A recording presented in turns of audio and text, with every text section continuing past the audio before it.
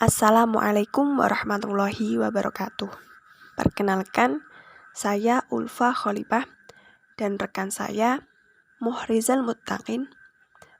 Kami akan menerangkan bab karakteristik pendidikan yang bercorak Islam di Indonesia.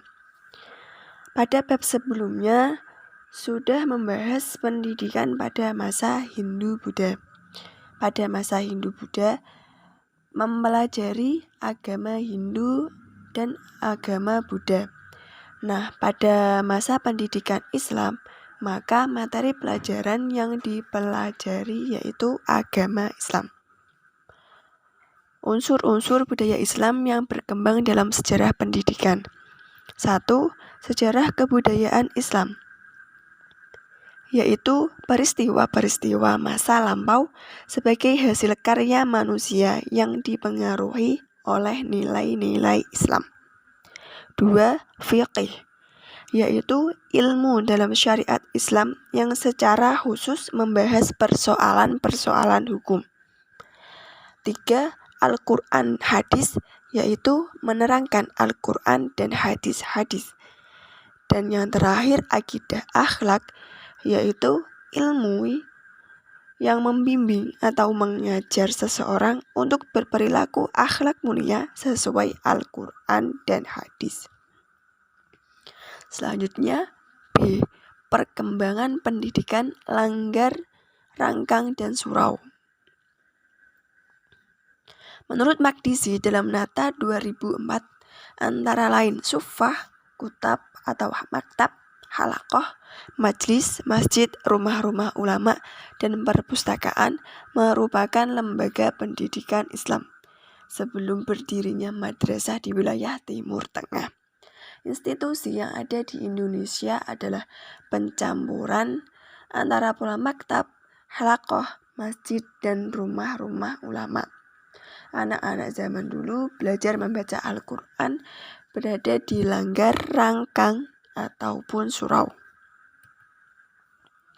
Langgar merupakan sejenis masjid dengan ruang lingkup yang lebih kecil, dapat dikatakan seperti musola.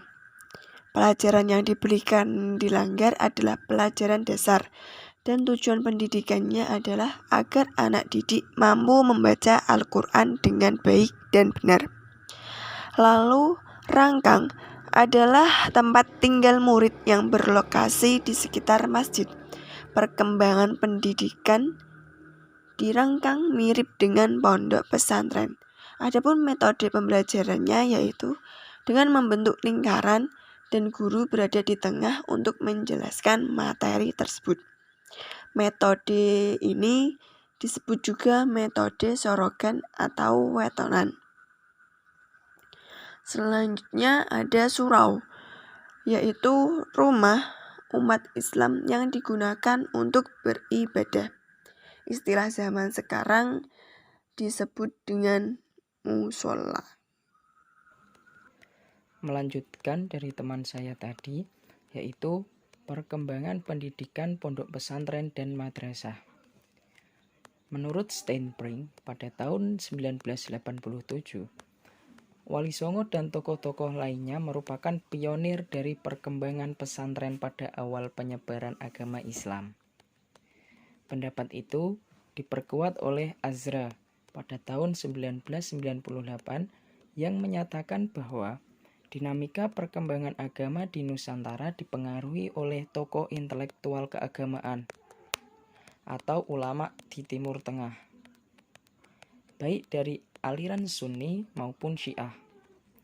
Sedangkan di wilayah Jawa adalah Wali Songo. Diperkirakan pesantren tertua di Indonesia diawali oleh Sunan Ampel di daerah Kembang Kuning, Surabaya. Paku Buwono II sebagai anugerah kepada penduduk setempat merupakan pendiri dari pesantren Tegalsari Ponorogo pada tahun 1742. Pada umumnya, metode belajar seperti bandungan dan sorogan dikembangkan sebagai metode belajar pondok pesantren tradisional yang diberikan secara individu atau berkelompok. Lembaga pendidikan Islam yang selanjutnya adalah madrasah.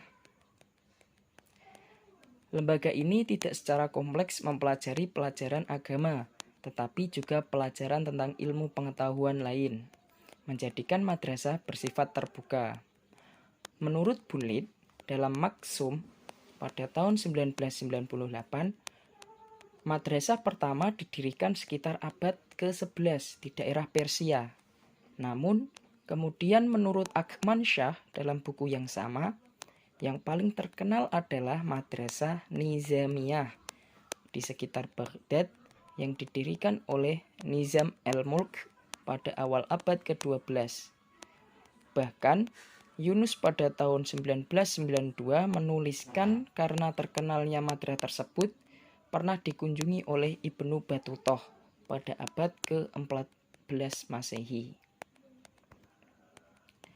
Dari fakta-fakta perkembangan pendidikan baik pada masa pengaruh Hindu-Buddha maupun Islam, dapat disimpulkan bahwa sebagian besar perkembangan pendidikan masyarakat pada era tersebut tidak bisa lepas dari proses dan upaya penyebaran agama.